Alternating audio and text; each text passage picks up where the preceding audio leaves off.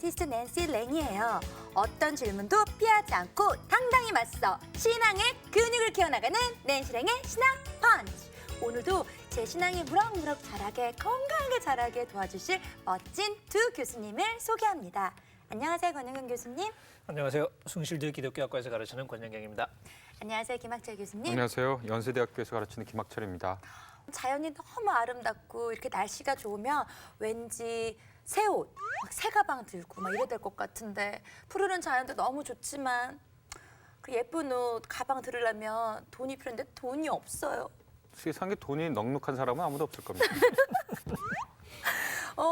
그래서 계속 이렇게 날씨가 좋으면 이것저것 사고 싶고 돈에 대한 생각을 좀 많이 하게 되는데요. 우리 두 교수님은 요새 뭐 막 사고 싶은 거 없으세요? 홍 교수님은 어떠세요? 제가 요새 막 사고 싶은 거. 소위 가난한 유학생 부부로 네. 산 세월이 10여 년. 오. 이게 습관이 된 것 같아. 아, 그러면 사고 싶은 게 없으세요? 별로 없어요. 그래서 이렇게 이 벌이가 시원찮아도 조금씩 모여. 근데 그 돈은 결국 다 엉뚱한 데로 가요. 남들이 가져가더라고 하여튼. 그래서 늘 억울해. 우리가 쓸 걸. 네. 그렇죠. 예. 저도 네. 그 무슨 뭐 별로 없이 시작을 해서 저도 같이 공부해서 별로 사고 싶은 게 없어요. 아, 알겠습니다. 저만 그냥 아니 근데 이상하게 사고 싶은 게 없는데 저만 그냥 살고 싶은 많은 속세에 쩌든 인간이군요. 아니요. 같이 살다 보니까 아, 왜 사는구나 이런 건 네. 알겠더라고요. 네. 그러니까 몇몇 탐나는 것들이 있더라고요. 몇몇 탐나는 것들.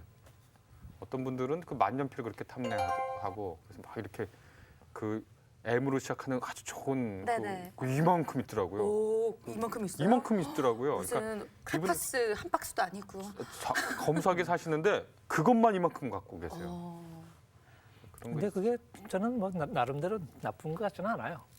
제가 이렇게 각자의. 종종 그런 얘기 하지만 이게 사소한 것에 욕심을 내고 하는 그런 사람이 오히려 쓸데없는 큰 욕심은 안 부려요. 제가 이렇게 막 어쨌든 뭐 사고 싶고 살려면 돈이 필요하고 그래서 이 돈에 관한 이야기를 앞에 잠깐 푼 거는 지금 오늘날 한국 교회에 있어서는 11조에 대해서 굉장히 좀 오버가 될 수 있게 느껴질 정도로 굉장히 크게 강조하고 있어요. 11조를 꼭 내야 하고 또 11조 내는 분들 그냥 이름 한자 한자 김학철 권영경 이런 식으로 막 교회에서도 11조 낸 분들 막 이렇게 막 하고 또 막 따로 이렇게 막 안수기도도 해주시고 그런 거 성경에도 있었던 것 같은데 11조를 하지 않으면 하나님 거를 뭔가 이렇게 도둑질하는 것 같다. 뭐 그런 내용도 있었던 것 같고 그래서 제가 오늘 돌직구를 딱 날리고 싶은 거는요. 저도 좀 낸 게 있었기 때문에 네, 몇백 냈었어요. 그래서 제가 돌직구 11조 내야 하나요? 안 내도 되나요? 두둥! 돈 얘기가 나오니까 정신을 못 차리시는구나. 자, 빨리 대답해 주세요. 교수님, 11조 내야 돼요? 안 내야 돼요? 어쨌든 저는 냅니다. 저는 11조 하는데 이제 해야 저는 이게 뭐 한다는 것도 해야 되냐라고 물으면 좀 대답이 아무래도 길어져야 될 것 같아요. 왜냐하면 이게 여러 가지를 고려해야 되니까. 결론적으로 11조 하는 게 옳을까 안 하는 게 옳을까라고 이제 결론적으로 이렇게 얘기를 해달라고 그러면 저는 하는 게 더 옳다고 생각을 해요. 근데 뭐 이유는 좀 달라지겠죠. 흔히 말하는 우리가 교회에서 흔히 듣는 얘기하고는 좀 다른 이유를 저는 이렇게 얘기를 이렇게 할 텐데 어쨌든 11조 하는 것 자체가 나쁘지는 않다. 하지만 강요할 수 있는 건 아니다. 그걸 알아보기 위해서 맨 처음에 11조가 뭔지를 좀 생각을 해봐야 되지 않겠습니까? 저 갑자기 막 왔어요. 네. 막 왔는데요. 그건 영감인가요? 네, 영감 인스피레이션이 왔는데 그분이 오셨어요. 네. 우리 성경책에 제가 처음부터 끝까지 다 못 읽어봐가지고 네. 하나님 말씀에 11조를 꼭 내라는 그 문장이 있나요, 없나요? 있어요. 구약 성경에는 있어요. 있습니다. 율법으로. 있어요? 예. 신약 성경에는요? 신약 성경에는 없죠. 물론 마태복음에 예수님이 이제 11조 관련해서 이렇게 하신 말씀이 있는데 그것도 구약적인 문맥 속으로 사실은 이해를 하는 게 맞죠, 정황상. 근데 초대 교회에서는 11조 얘기는 없어요. 그러면은 11조 이거 없으면 초대교회는 11조를 그러면은 했어요?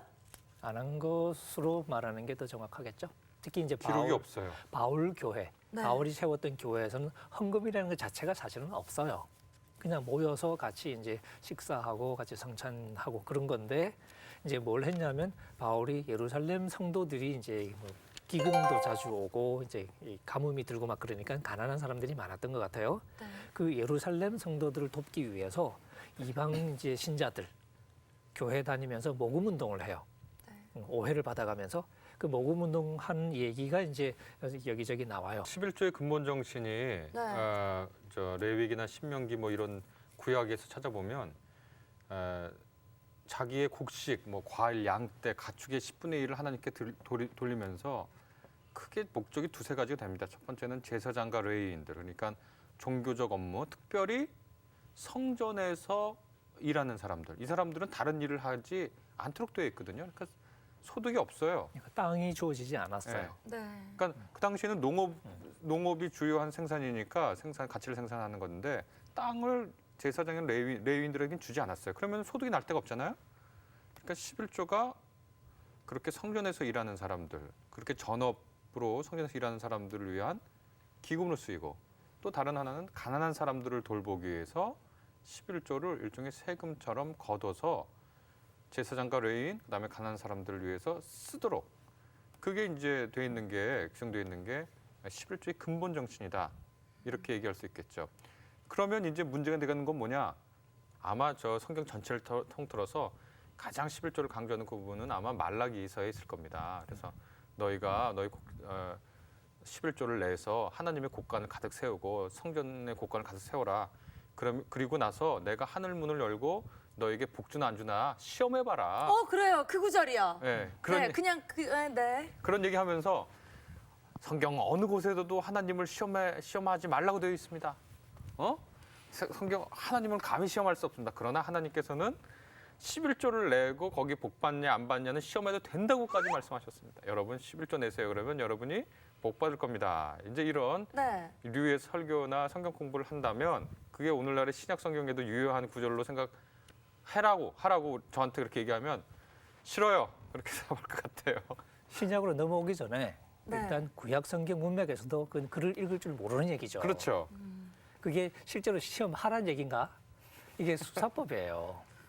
근데 네. 지금 우리 김학철 교수님이 말씀하신 것 같이 네. 대부분의 그렇죠. 저도 그냥 네. 인식하고 그런 게 목사님을 통해서나 하여튼 뭐 교인들 통해서나 그런 뉘앙스로 알고 그 있었거든요. 이제 몇 가지 오해가 개입이 되어 있는데 일단은 그 한번 시험해 보라는 게 이제 선지자들이 쓰는 일종의 수사법의 일종이죠. 물론 그게 이제 그 11조 하지 않는 사람들을 비판하는 건 맞아요. 11조 하라고 얘기하는 건 맞아요. 이제 그 문맥에서. 근데 이제 한 가지 또 이렇게 오해하는 것이 내가 그렇게 하면 너희들이 이렇게 싸울 곳이 없도록 퍼붓지 않는지 한번 보라는 얘기잖아. 근데 네. 그 번역이 그냥 정확한 번역 같지는 않아요. 그러니까 싸울 곳이 없도록 퍼부어주겠다는 얘기가 아니라 필요가 채워질 때까지, 더 필요하지 않도록, 더 이상 필요하지 않을 때까지 채워주겠다는 얘기고, 그 문맥에서 보면 그래서 이제 농사를 지으면 해충도 없게 하고 다른 어려움이 없게 해서 농사가 잘 되게 하겠다. 그래서 이제 살기 좋은 땅이 되게 하겠다. 근데 대개 우리가 그 구절을 어떻게 얘기하냐면 소위 탐욕을 정당화하는 그렇죠. 구절로 써먹어요. 근데 성경에서 축복을 얘기할 때 우리가 기억해야 될 게 구약 성경을 쭉 읽어보시면 하나님이 축복해 주신다고 말할 때 이미지는 네가 네 손으로 수고한 것을 네가 먹을 수 있게 해주겠다. 구약을 쭉 읽어보십시오. 네. 네 손이 수고한 대로 먹을 것이라. 이게 하나님의 축복이에요. 그러니까 구약에서는 하나님이 축복해 주실 때도 우리의 필요를 넘어서는 어떤 욕망을 채워주겠다는 말씀을 하시지는 않아요. 절대. 물론 농업 문화이기도 하겠지만.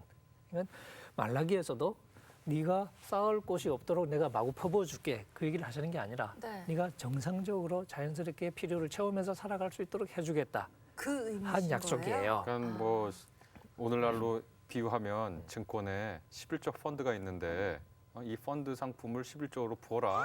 그러면은 복리 이자에 투자금까지 다 올려서 돌려주겠다. 이런 식으로 읽고 싶어 하는 모양인데 네. 홍 교수님 말씀하신 거는 그렇게 탐욕이나 그런 것들을 부추기고 정당하는 구절이 아니다. 하나님이 우리의 삶을 책임져 주실 것이다 하는 말씀을 하시는 거니까 우리가 그것을 욕망을 정당화하는 구절을 하면 큰일 나요.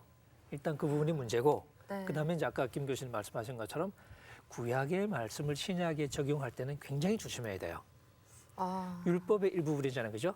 네. 근데 이 말씀을 우리가 그대로 옮겨오려면 우리 지금도 짐승 죽여서 제사 드려야 돼. 네. 지금도 안식일 지켜야 되고 지금도 성전이 있어요. 지금도 성전 있어야 되고. 그렇죠. 예, 근데 그거 다 안 하잖아요. 왜 네. 안 하냐면 적어도 우리가 믿기로 성전을 중심으로 한 그 기능은 예수 그리스도를 통해서 성취되었다고 우리가 믿는 거거든요. 그 성전이 바로 예수 그리스도의 사역을 가리키는 거니까 예수 그리스도가 진짜예요. 성전은 오히려 모형에 가까운 거니까. 그쵸. 그러니까 11조도 그 성전의 제2제도 속에 속한 거예요. 근데 그 11조만 쏙 빼가지고 요거는 여전히 지금 이렇게 중요하다고 강조하면 성경을 읽을 줄 모르고 그다음 더 이제 뭐가 심각한 문제가 되냐면 아까 성전편이 살짝 나왔는데 네. 신약에 예배당 건물을 성전이라고 부르는 사람들이 많잖아요. 그거 아니에요? 그거하고 아우. 비슷하게 그렇게 알고 있었어요. 아, 11조만 그거 정말 싫어해요. 11조만 오 빼가지고 마이 갓. 11조만 빼서 그것만 강조하는 것은 예수 그리스도를 통해서 그 구약의 제도의 의미가 성취되었다는 가장 중요한 고백. 이게 이제 기독교적인 고백이에요.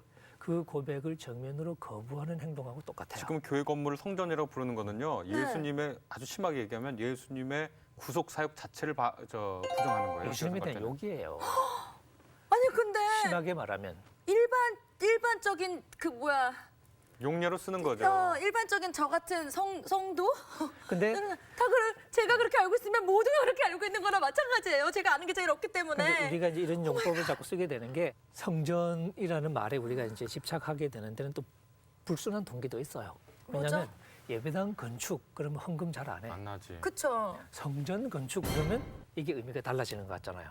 근데 성전 건축이라고 말하면 우리가 뭘 뜻해야 되냐면 공동체를 더 튼튼하고 더 이렇게 화목하고 사랑이 넘치는 공동체로 만들어가는 그것을 성전 건축이라고 불러야 맞아요, 신학적으로. 네. 근데 우리는 건물 짓는 걸 가지고 얘기하잖아. 네, 증축시키는 예, 거. 그거는 모욕이죠. 신학적인 모욕이죠. 예수님에 대한 교회에 대한. 그러니까 성전이라는 말은 여러분, 저 지금 알게 됐는데요. 네, 교회가 성전이 아니고 그렇게 건물. 말하는 거는 교회 건물. 예배당. 교회 건물, 건축물 그거는 성전이 아니고요. 그렇게 말하는 건 정말 예수님에 대한 굉장히 심한 모욕이라고 합니다. 네, 이어가죠. 교회 건물은 성전이 아니고 바울이 말하는 성전은 예수 그리스도의 이름으로 모인 무리 자체를 성전이라 그러거든요. 예수 그리스도의 그러니까 교회 건물을 성전으로 부르면 그거는 불순한 의도가 있는 겁니다. 네. 확실히 불순한 의도가 있는 거예요. 아니면 잘 모르거나 제가 어렸을 때는요 교회 건물 보고 성전이라고 부르는 교회들이 거의 없었어요. 없었어요. 예배당, 교회 예배당. 그렇게 불렀죠. 예배당이라고 써 있긴 하지만 뭔가 이렇게 목사님이나 좀 그쪽에 있는 분들은 교회 건축물, 그러니까 그 예배당을 하나님의 성전이라고. 그렇게 용법이 부른 애초에 지가 그러지 않았어요. 우리가 개신교에서는 그렇게 한 적이 네. 없어요. 제가 어릴 때도 그런 적 없었어요. 그런 적이 없었어요. 근데 건축 붐이 일면서 생긴 현상이에요. 이게 네. 이게 교회 무슨 건축 의미일까? 붐. 무슨 의미일까 이게? 왜 그랬을까요? 11조는 목표가 있어요. 성전에서 일하는 제사장 그리고 땅을 기업으로 받지 못해서 경제 활동을 할 수가 없어요. 근본적인 생산 수단의 근본이 땅인데 땅이 없으니까 네. 이 사람들과 가난한 사람들을 위해서 11조를 했어요. 예? 그런데 제사장도 없어요. 오늘날의 의미, 그때의 의미로. 그러니까 11조가 그럼 뭐냐? 이렇게 묻게 되는 거죠. 그러니까. 11조의 의미와 정신을 계승한다면 우리가 어떤 의미와 정신을 계승해야 그때 그 정신을 계승하겠느냐. 우리 저번 시간인가 역동일치 번역이란 말 제가 하나 한 적이 있습니다. 네네네. 버터로 옮기려면 네. 버터를 모르던 19세기에는 된장 얘기였죠. 된장으로 옮겨야 된다. 네네네. 그렇게 번역한 거죠. 네. 11조의 그 정신을 본다면 오늘날 어떠한 번역해가지고 옮겨야 되겠느냐. 뭐예요? 그 이제 뭘까요? 그렇게 어려운 문제는 저한테 물어보세요. 뭘까요, 권 교수님? 권 교수님은 초엘리트시니까. 저도 이 질문을 회피하면서 잠깐 딴 얘기 먼저 하고 네. 이렇게 11조의 이제 기능 얘기를 하셨는데 그 부분 좀 하나 이제 우리가 11조 얘기하면서 잘 안 하는 얘기가 있어요. 뭐죠? 제가 이제 신명기 14장에 있는 구절을 한번 읽어볼게요. 일단 네. 이건 읽어보는 것도 재미가 있을 것 같아요. 네. 11조가 뭐 하는 거였냐? 네. 이게 11조를 이제 바쳐서 제사장들, 레위인들의 생계를 유지하고 가난한 사람 돕는 기능이 분명히 나와요. 네. 근데 또 다른 그림이 또 하나 나오는데 그게 이제 뭐죠? 읽어볼게요. 네. 사람이 지은 좁은 곳에 계시는 그런 분이 아니고 그 하나님 이 이름을 두신 곳에 가지고 가서 주님 앞에서 먹어야 합니다. 오, 11조 드리고 자기네들이 먹는구나. 뭘 먹어요? 11조 가지고 가서 네. 그 성전에서 먹으라고. 11조를 먹으라고요? 가지고 가서 먹으라고 거기서.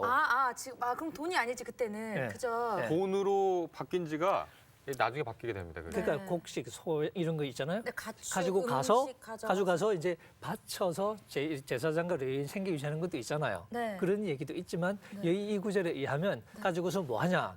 거기서 먹으라고. 아 정말요? 써 있잖아요. 이렇게 지금 제가 읽어드린 게. 아 정말요? 아니 수상이 있었는데. 아니 죄송해요. 제가 죄송해요. 잠깐만. 그러면 저 11조 낸 거 다시 저한테 좀 줘야 되는 거 같이 아니에요? 그 교회에서 누리셔야죠. 그건 됐고 일단 나중에 조금 더 들어보세요. 지금 이렇게 돈 얘기 때문에 지금 이렇게 낸식 흥분을 해가지고 지금.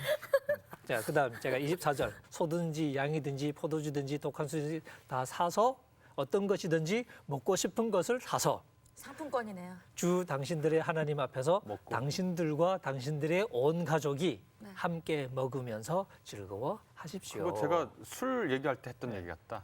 그 구절. 와인 얘기하셨을 때. 독주도 마셔라. 11조를 지금 얘기하는 거예요. 11조. 네. 그러니까 물건들 가지고 가서 거기서 먹어라. 성전 가서. 근데 가져가기 힘들면 돈으로 바꿔라 일단. 그리고 거기 다시 사라. 가서 거기서 사서. 사고 싶은 거, 먹고 싶은 거. 그럼 사서 결국 돈으로 내란 먹어라. 얘기가 아니잖아요. 이제 결국 이제 여기저기 말씀하고 싶은 것은 일단은 11조 용도가 네. 그러니까 바치는 측면도 있지만 있지만 바치는 것이 어떤 행위냐면 거기서 하나님의 성전 앞에서 같이 먹고 즐기는 거예요. 그걸 하나님 보실 때 기쁘신가 보죠? 예. 그렇게 해서 뭐 하냐면 이렇게 함으로써 당신들은 주 당신들의 하나님을 두려워하는 것을 배우게 됩니다. 아 좋은 말씀이시네. 이건 무슨 뜻이죠? 그건 바로 이렇게 해서 이것이 하나님을 경외하고 하나님을 그렇죠. 두려워하는 우리의 어떤 신앙을 표현하는 방식이 되는 거예요. 근데 아까 내가 처음에 회피하고 했던 질문이 네. 이제 한번 해보면 이제 아까 말씀드린 것처럼 바울이 세운 공동체에서는 헌금이라는 것 자체가 원칙적으로 없었다. 그냥 같이 모여서 식사하고 그냥 그런 교제였어요. 우리 구역 예배하고 비슷해. 네. 그죠? 근데 이제 예루살렘 성도들을 돕기 위해서 모금 운동을 지속적으로 했는데 그것을 위해서는 바울이 이제 돈을 모아달라고 부탁을 했어요. 일단 그러니까 헌금이라는 것은 구약적인 방식으로 신약 교회에서는 시행되지 않았다는 것이 일단 우리의 역사적인 결론이죠. 헌금이라는 그러니까요. 게 없었어요. 그러니까 11조가 없었다는 얘기죠. 그러니까 돈으로 내는 게 없었다라는 오케이. 거잖아요. 예, 예. 신약에선. 예. 네. 그러니까 그런데 지금 이제 우리가 헌금을 그럼 하는 게 11조 하는 게 마땅하냐라고 물었을 때 이제 다른 걸 고려해 보는 거죠. 안 한다고 우리가 뭐라고 할 수 있는 건 아니에요. 네. 근데 헌금을 우리가 헌금은 다 하잖아 사실은. 그렇죠. 근데 우리가 교회 공동체를 모였을 때 예전에는 그냥 경제적인 활동이라는 게 별 게 없으니까 같이 모여서 밥 먹고 그냥 부자가 이제 자기 걸 제공하고 집도 제공하고 그렇게 했으면 됐지만 지금 우리가 함께 공동체를 이룰 때는 공동체가 또 이렇게 움직여가기 위해서는 필요한 것들이 있잖아요. 이게 우리가 그것을 잘 돌아가게 하기 위해서 이제 우리 나름의 어떤 판단에 따라서 액수를 적당한 액수를 내겠죠. 그것은 굉장히 바람직하고 어떤 면에서는 필요하고 그렇게 말할 수 있겠죠. 그리고 11조를 그러는 의미에서는 11조와 다른 헌금을 구분하는 것은 사실 큰 의미는 없다. 없죠. 네. 제가요 그 11조 태어나서 딱 2번 내봤는데 그때 좀 금액이 좀 컸다고 그랬잖아요. 네. 그걸 제가 딱 10,000원짜리 현찰로 쫙 해가지고 봉투가 막 안 닫혀가지고. 큰 봉투 사시지. 아니 그 저희 교회 봉투가 딱 11조 봉투가 있어요. 그래요? 네. 봉투 2개 하면 되잖아요.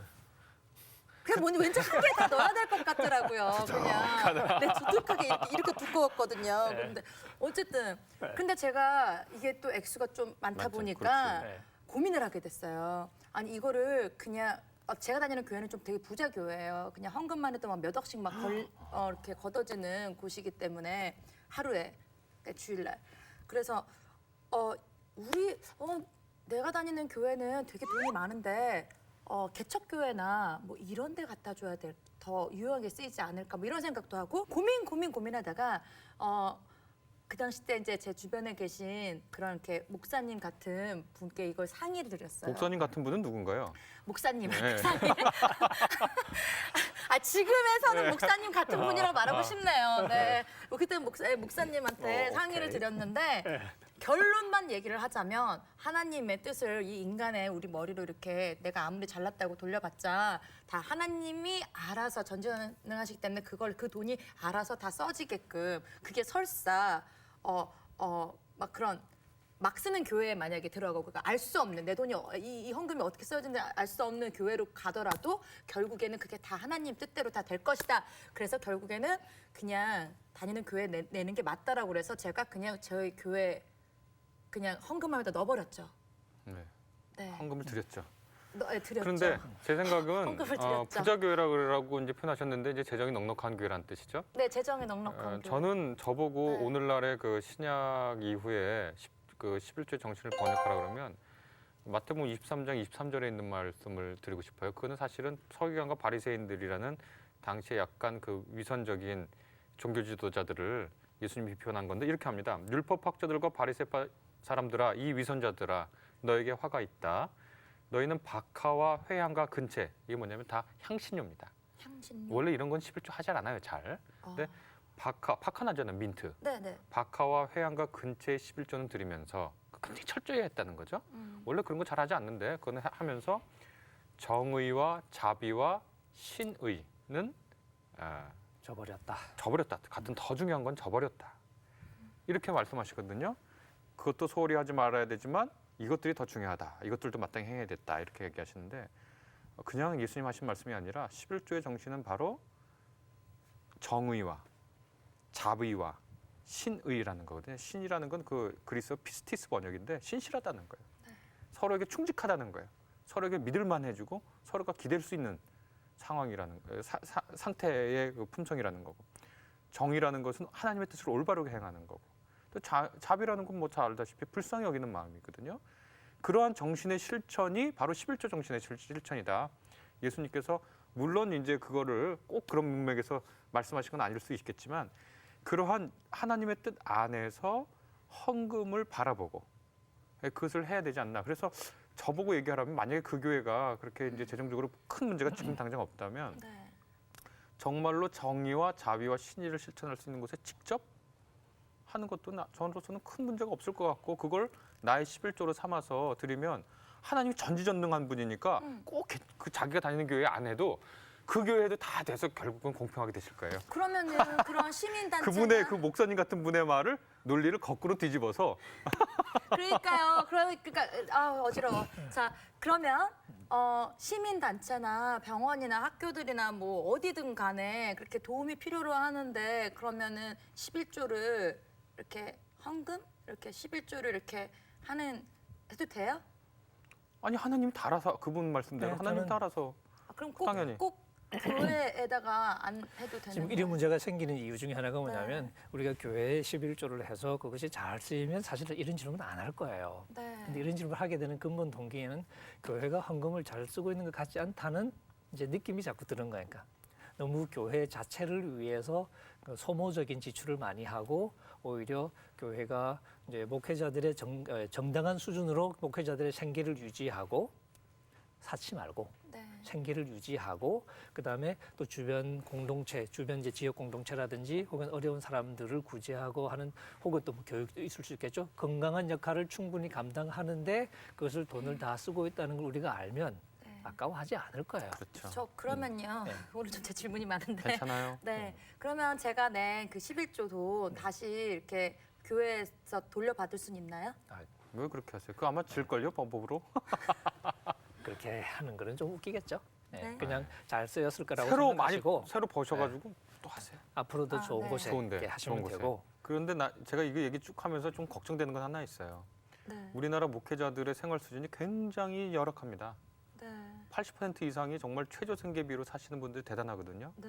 근데 그런 분들을 공격하거나 그분들이 그분들의 생활을 어렵게 하기 위해서 우리가 지금 이 얘기를 하는 게 아니라는 거. 아, 그렇죠. 그걸 이제 네. 좀 강조하고 싶으네요. 그러니까 갑자기. 헌금의 좀 긍정적인 어떤 측면을 얘기할 때 사실 모든 것이 하나님께 바치는 것이라고 우리가 전제한다면, 그리고 우리가 교회 공동체로 모이는 것이 실제 우리 이 땅에서 삶에서 중요한 영역 중에 하나, 역할, 우리가 하는 활동 중에 하나거든요.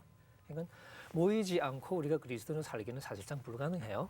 모여야 되고, 모이면 또 이제 우리의 그 모임을 또 이제 책임져서 해줄 소위 전임 목회자가 필요할 가능성이 많죠. 네. 그 생계를 교인들이 책임져 주는 것은 마땅한 일이고, 그 생계라는 게 손가락 빨면서 살 수 있게 해준다는 얘기가 아니라 우리가 정상적인 의미에서 말하는 자녀 교육이나 뭐 그런 것들을 해주는 게 마땅하잖아요, 그죠?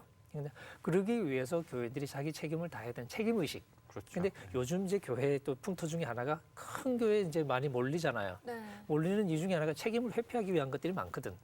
그러니까 헌금 측면에서도 그냥 쬐끔 매주 내고 그냥 출동만 하고 집에 오는 그런 사람들이 많거든요.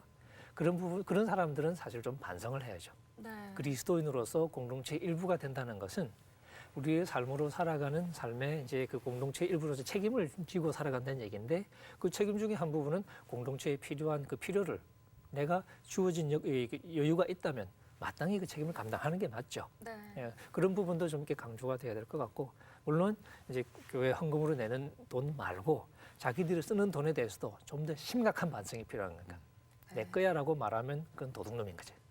그러니까 하나님이 주신 것이니까 그것을 쓸 때도 자기 필요를 채우는 이상으로 사치하지 않도록 애를 쓰면서 더 이렇게 여유로 주신 것들은 가릴 수 있어야 되고, 필요한 사람에게로 나눠줘야 되고. 그러니까 삶 전체가, 그러니까 내가 쓰는 돈 전체가 11조처럼 쓰여질 수 있도록 하는 것이 참 필요한 것 같아요. 그렇다면 제가 또 하나 궁금한 게요. 11조가 어쨌든 뭐 하나님이 나한테 이렇게 축복을 주셔서 내가 이렇게 벌 수 있게 한 돈이라고 치면 네. 10분의 1을 드리는 건데 네. 제가 그때 11조를 괜찮아요, 할 때 하세요. 네. 네, 좀 금액이 있는지라 그리고 여러 번 하네. 네, 있었던 거여서 네.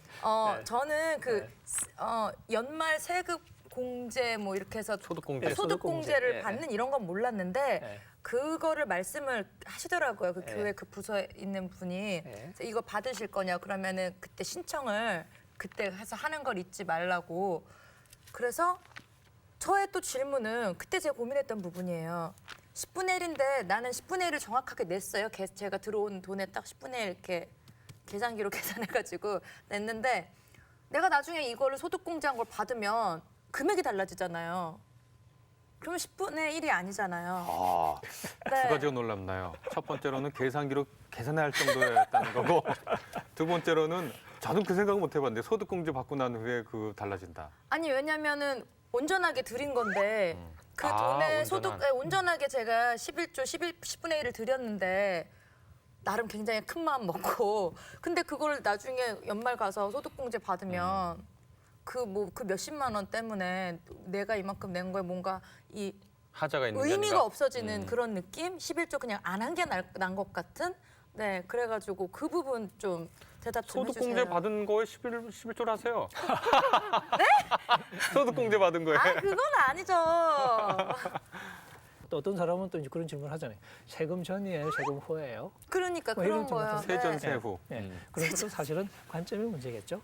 그래요? 그 자체가 중요하지는 않은 것 같아요. 하나님은 그거 따지시지는 않을 것 같아요. 근데 세금 이게 후로 하고서 그러면 남는 게 더 많을 거 아니야. 그러면 그걸 어떻게 쓰냐? 똑같아요. 내 마음대로 못 써, 어차피. 왜? 내 돈이 아니니까. 그러니까 그렇게 생각하면 사실 그런 질문은 크게 중요한 질문은 아닐 수 있다. 편안하게 생각합시다. 그런 부분. 그러면 온전한 11조랑 그러면은 그러니까 돈으로 내는 걸로서는 그냥 자기 편한 대로 생각하면 돼요? 그러니까 자기가 정성을 다해서 자기가 생각하기에 그 마땅한. 어떤 사람은 11조 가지고는 안 되는 사람이 있어요. 그렇죠. 1년에 20억 버는 사람이 있어요. 네. 그 사람은 11조는 안 돼요. 그 사람 11조 내면 물론 교회를 두고 하는 얘기는 아니에요. 네. 10분의 1 내고 나머지 다 내가 쓴다. 도둑놈이지 그거는. 그 사람은 그러면 안 되는 거예요. 네. 그 사람은 11조라는 게 큰 의미가 없는 사람이에요. 네. 근데 아까 말씀하신 것처럼 이제 100만 원 겨우 버는데 그걸로 먹고 살아야 된다. 네. 그 사람에게는 10분의 1이 힘들 수 있죠. 그렇죠. 예, 그렇게도 말할 수 있고. 결국 지금 우리가 지금 이걸 적용할 때는 액수 자체나 비율 같은 걸 이렇게 따져서 이렇게 할 게 아니라 네. 내가 신앙 양심을 걸고 내가 하나님 앞에서 이 돈을 어떻게 쓰는 것이 하나님이 주신 그 뜻에 맞는 것일까를 물어보고 자기가 신앙 양심에 따라 결정하면 되는 거죠. 네, 뭐 제가 평소에 좀 항상 고민했던 부분의 주제였기 때문에 11조를 해야 하나요, 말아야 하나요? 그래서 오늘 어쨌든 이렇게 두 교수님과 함께 근데 끝으로 한마디 좀 이렇게 하고 넘어가야 되는데 이게 뭐예요? 시간이 되는지 모르겠는데 아니 말씀하세요. 이 목사님들이 이렇게 아까 말라기 구절 같은 거 가지고 이렇게 헌금 11조를 독려할 때 11조 하면 하나님이 복을 퍼부어 주신다. 이런 네. 식의 이렇게 그 얘기를 하잖아요. 네. 그게 얼마나 위험한 논리냐. 예를 들어서 제가 아는 많은 성도들은 11조를 정말 열심히 하셔요. 네. 이 시창관이 넉넉치 않은데 대박이 났냐? 아니, 어렵게 살다가 가셔요, 대부분. 네. 그럼 그 사람들은 엉터리일까? 신앙생활 엉터리로 한 건가? 그건 아니죠. 아니겠죠? 네. 그러니까 이 논리를 잘못 이용해서 많은 성도들의 영혼을 상하게 하는 거예요. 특히 이제 부흥에서 헌금을 강조하기 위해서 그런 몇몇 사례를 들고 와요. 얼마나 이게 사실 비인간적인 행태인지 모르는 거예요. 제가 조금 세게 표현하는데 헌금은 정직하게 하죠. 하지만 그것이 우리가 이렇게 무슨 뭐 이렇게 우물가에서 이렇게 마중물 퍼붓는 건 아니라는 거예요. 하나님이 하라고 하신 것을 우리가 기쁜 마음으로 하는 것이고 그렇게 해서 하나님 경유하는 우리의 모습을 보여주는 것이지 그걸 마치 무슨 이렇게 무슨 자판기 동전 넣듯이 네. 그렇게 생각하면 그것만큼 우리의 신앙의 품질을 떨어뜨리는 논리도 없다 하는 그건 생각이 신앙이 들고, 아니죠. 예. 저희 교회 11조 봉투에 그 말이 딱 이렇게 써져 있거든요. 네, 그건 무시하십시오. 항상 거기다 줄 걷는데. 줄 긋고 이름 쓰고. 아, 알겠습니다. 네. 아, 오늘도 제가 평소에 항상 궁금해했던 부분이었어요. 여러분, 그래서 이 11조에 관련된 이야기를 오늘 굉장히 열띠게 우리 평소보다 열띠게. 평소보다 열띠게 우리 두 교수님과 함께 했는데요.